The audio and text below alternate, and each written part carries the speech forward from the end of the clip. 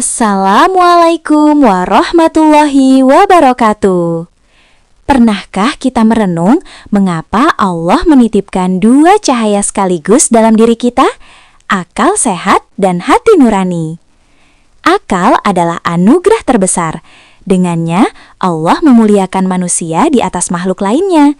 Akal bertugas, ia mengenali penciptanya, membaca tanda-tanda kebesarannya di alam semesta, membedakan mana yang bermanfaat dan mana yang membawa mudarat. Namun, akal yang berdiri sendiri tanpa tuntunan bisa terjebak dalam keangkuhan. Disitulah hati nurani berperan. Ia adalah hidayahullah, bisa membedakan kebaikan dan keburukan, serta menjadi alat untuk memilih surga atau neraka, serta menjadi khalifah pemimpin di bumi. Jika akal memahami aturan yang tertulis, maka hati merasakan kebenaran yang hakiki.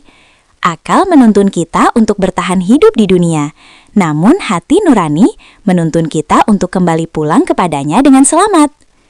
Jangan biarkan akalmu dikuasai nafsu, dan jangan biarkan hatimu mati tertutup debu dosa. Seimbangkan keduanya.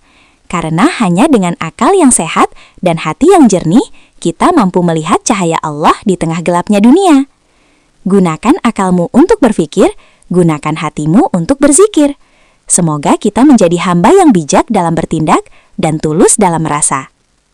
Mari kita dengarkan apa yang dikatakan oleh Mursyid Fahmi At-Tamimi dan Ustadz Fauzi Ahmad.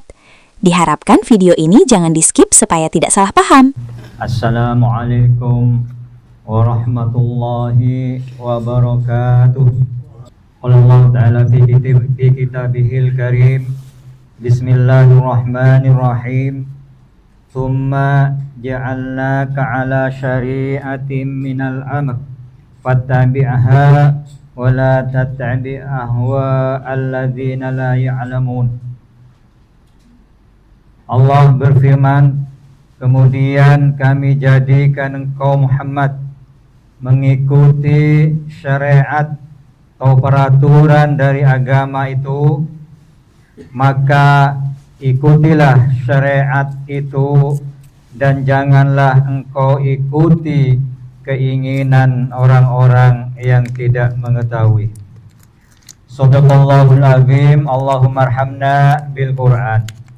Al-Mukarram Syekhul Mursyid Fahmi hafizakumullah, para asatidah rahimakumullah, ikhwani rahimakumullah.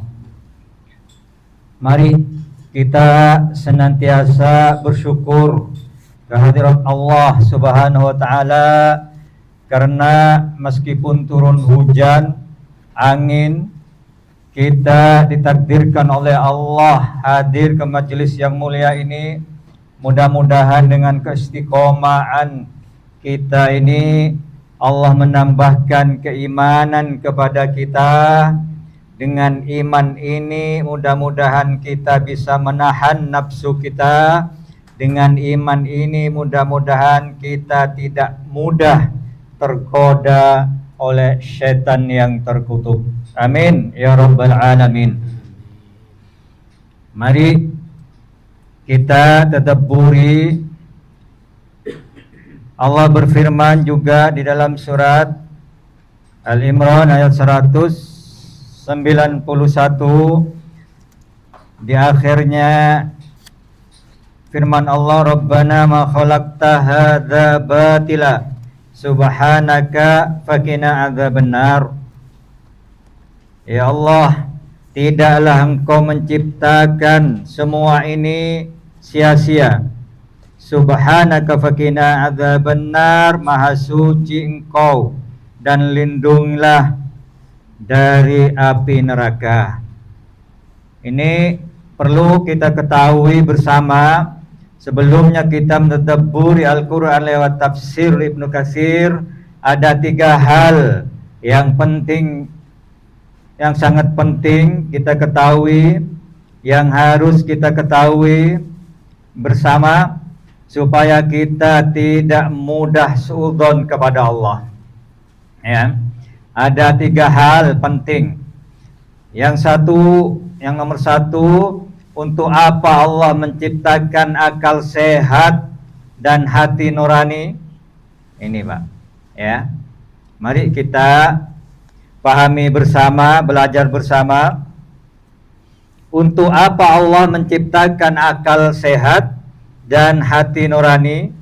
Jawabannya ialah sebagai anugerah terbesar agar manusia dapat mengenali penciptanya, agar manusia mengenali Allah, dan untuk bisa membedakan kebaikan dan keburukan.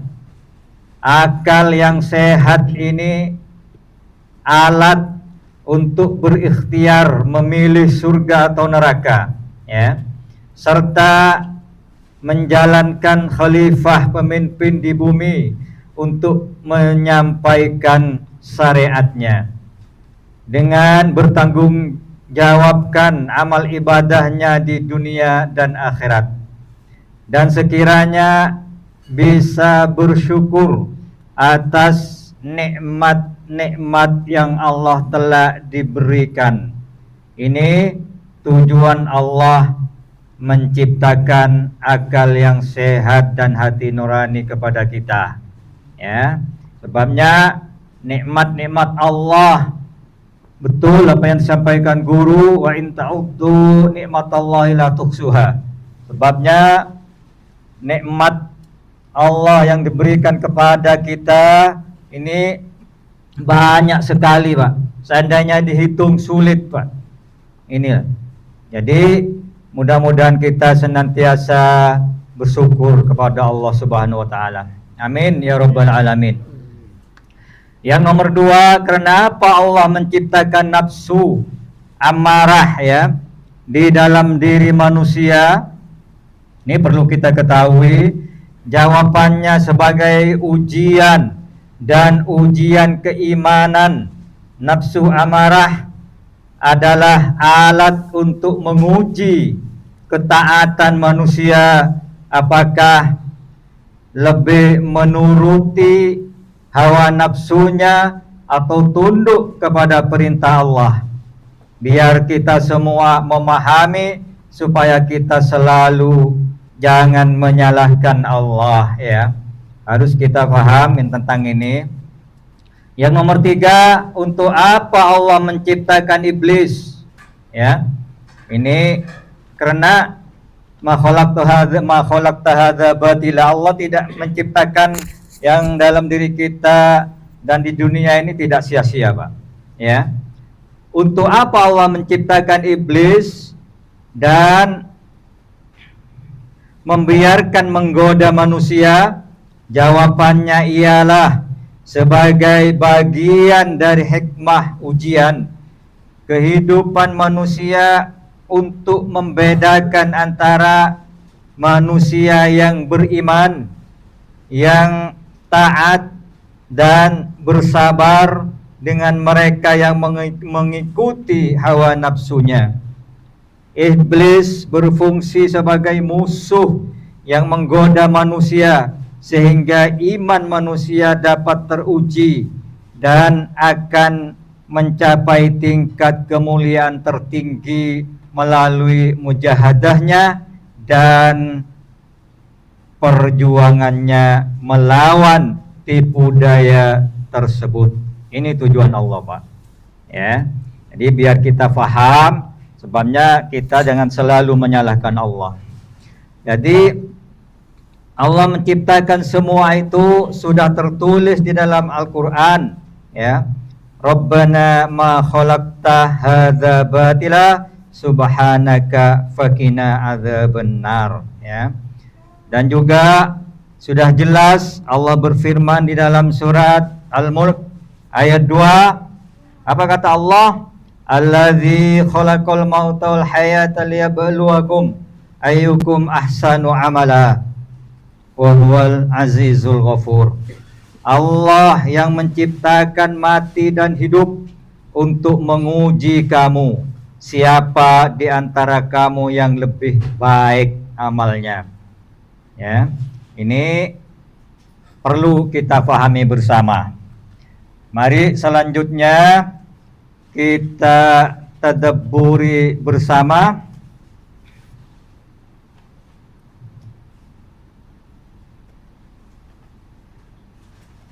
Surat Al-Isra ayat 61 dan 62 ya. Biar kita belajar bersama, mari kita tadabburi lewat tafsir Ibnu Katsir.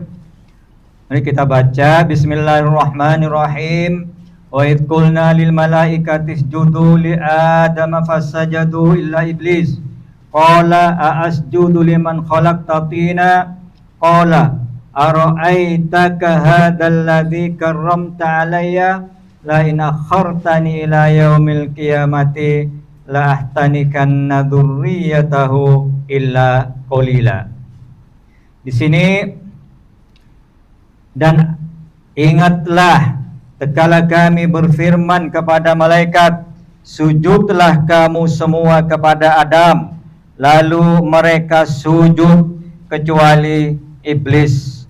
Dia berkata, apakah aku akan sujud kepada orang yang engkau ciptakan dari tanah? Ini kan bertanya iblis ya.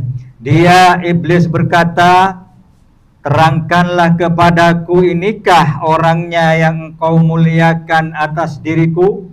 Ini Pak, ini iblis.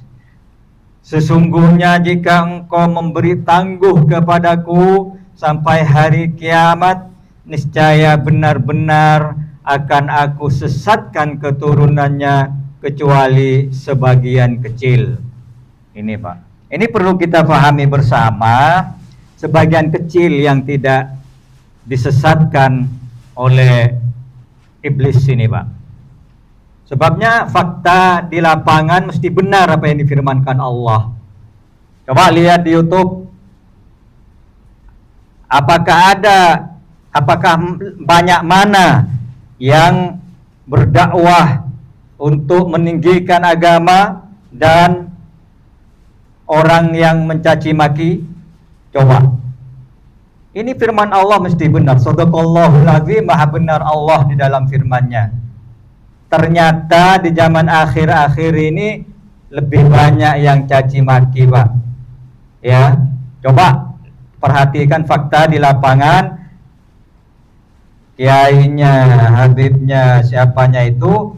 Nah, ini bukti bahwa firman Allah itu benar. Maka dari itu mudah-mudahan Allah menurunkan hidayah untuk kita semua. Amin ya rabbal alamin. Allah Subhanahu wa taala menyebutkan permusuhan iblis laknatullah alaih terhadap Adam dan keturunannya, bahwa permusuhan itu merupakan permusuhan masa silam sejak Adam diciptakan. Karena sesungguhnya Allah Subhanahu wa taala telah memerintahkan kepada para malaikat untuk bersujud kepada Adam, maka bersujudlah mereka kepadanya kecuali iblis ya.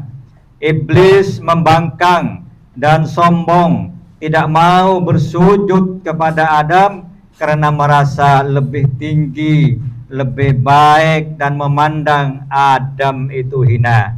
Ini Pak, dari kesombongan ya. Jadi ia mengatakan seperti yang disitir oleh firman-Nya dalam ayat lain. Ya, dalam ayat ini, qala asjudu liman khalaqta tina, apakah aku akan sujud kepada orang yang engkau ciptakan dari tanah? Ini Pak ya, ini kata iblis. Di dalam ayat lain disebutkan oleh firman-Nya, ana khairum minhu khalaqtani min nari wa khalaqtahu min tin. Saya lebih baik daripadanya, engkau ciptakan saya dari api, sedangkan dia engkau ciptakan dari tanah liat. Ini Pak. Jadi iblis berkata pula dengan nada yang kurang ajar kepada Allah ya, terhadap Tuhan yang Maha Agung sebagai ungkapan rasa keingkarannya. Tetapi Tuhan bersikap sabar dan memberi masa tangguh kepadanya ya. Jadi selanjutnya, qala ara'aitaka hadzal ladzi karramta alayya, terangkanlah kepadaku, inikah orang yang engkau muliakan atas diriku? Ini kata iblis. Hingga akhir ayat. Di sini Ali ibnu Abu Thalhah telah meriwayatkan dari Ibnu Abbas bahwa iblis berkata, aku benar-benar akan menguasai keturunannya kecuali sebagian kecil dari mereka. Ini Pak, ini firman Allah. Sebagian kecil yang selamat maksudnya. Banyak yang tergoda, banyak yang ketipu Pak, oleh setan yang terkutuk. Karena apa? Karena di ayat lain disebutkan di sini dendam Pak. Sebabnya setelah tidak mau sujud oleh Allah di sini diusir dari surga. Apa kata Allah? Bismillahirrahmanirrahim. Qala fakhruj minha wa innaka rajim wa inna 'alaika la'nata ila yaumiddin. Ini. Jadi selanjutnya ayat qala rabbi fa'anzirni ila yaumi yub'atsun. Ini Pak. Jadi setelah diusir, dikeluarkan, tidak mau sujud kepada Adam, dia meminta ditangguhkan, minta panjang umur sampai hari kiamat, sampai hari manusia dibangkitkan. Ya, ini dengan Allah dikabulkan permintaannya, permintaan iblis ini. Apa kata Allah? Wa innaka qala fa innaka minal mundzirin. Allah berfirman, baiklah sesungguhnya engkau termasuk orang yang diberi penangguhan. Ini kata Allah. Ya, sampai kapan? Ila yaumi waqtil ma'lum.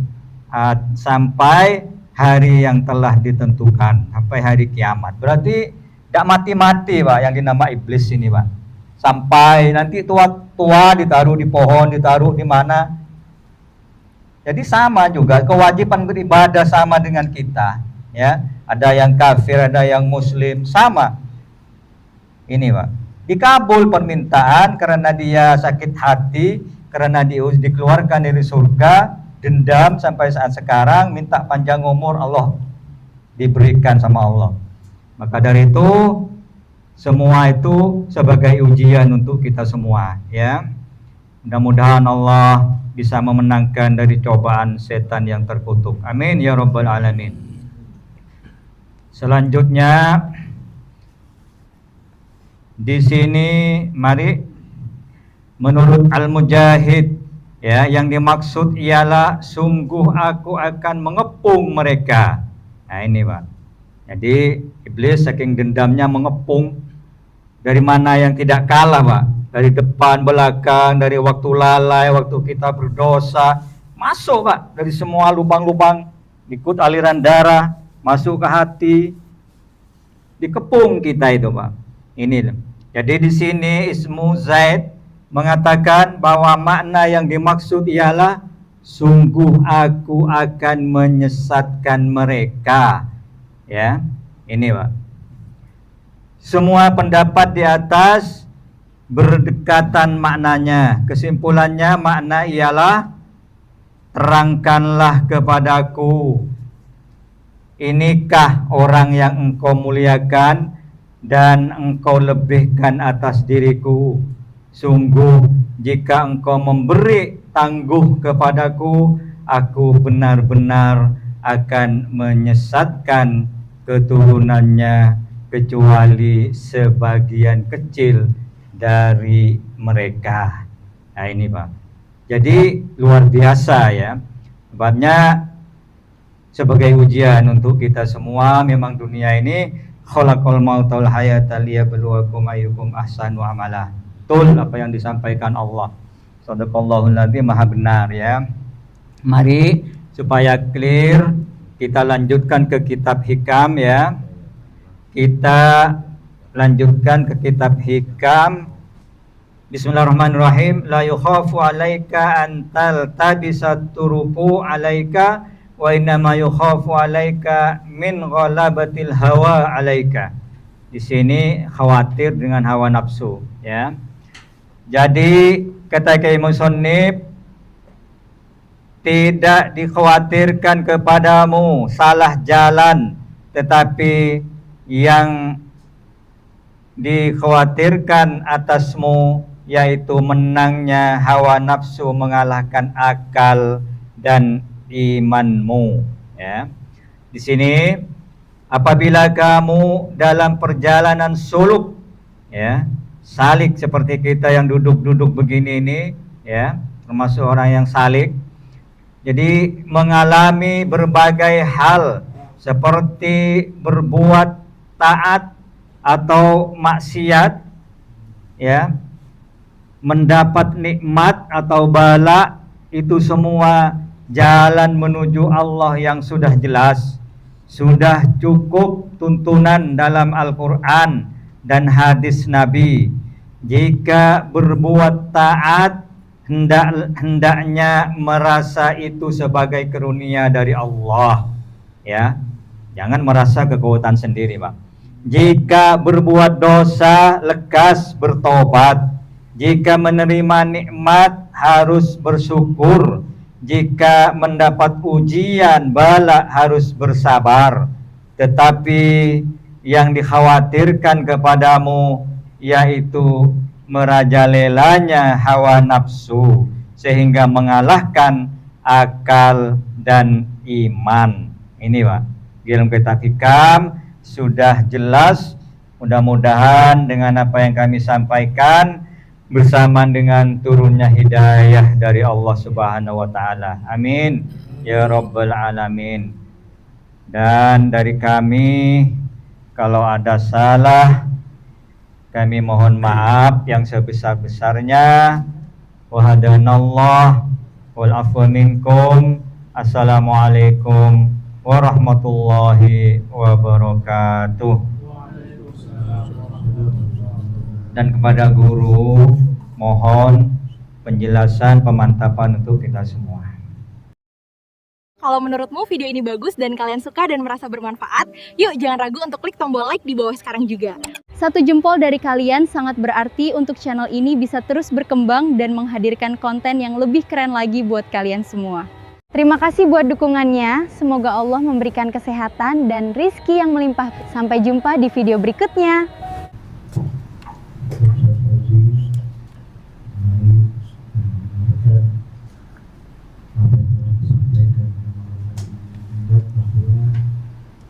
Nikmat yang Allah berikan kepada kita tidak terhingga. Dapatnya kita hari ini biasa berkat kondisi cuaca ini, nikmat tidak semua saudara kita mampu melaksanakan ini. Ada yang mungkin sakit, ada yang mungkin tidak sudah, ada yang mungkin takut karena angin besar. Itu ujian semua, dan kita tidak Allah mampukan. Kita nggak tahu kapan kita kembali kepada Allah. Ya, persiapan seperti ini, juga yang suci ini, ya, tidak kita hilangkan kesempatan untuk tadabbur. Kita sampai bahwa tadabbur Quran itu lebih mulia dari sekedar membaca. Apa yang saya bacakan tadi sebagian dan sebagian lagi yang kita terima, kita pahami jauh lebih mulia daripada kita baca berjus-jus dulu. Jauh. Karena langsung intisari kita bisa melaksanakan perintah Allah. Ini proses untuk menuju melaksanakan perintah Allah lebih baik dengan tadabbur. Ya. Kalau nggak ada tadabbur ini, menuju itu nggak bagus prosesnya. Mungkin bisa banyak kesalahan.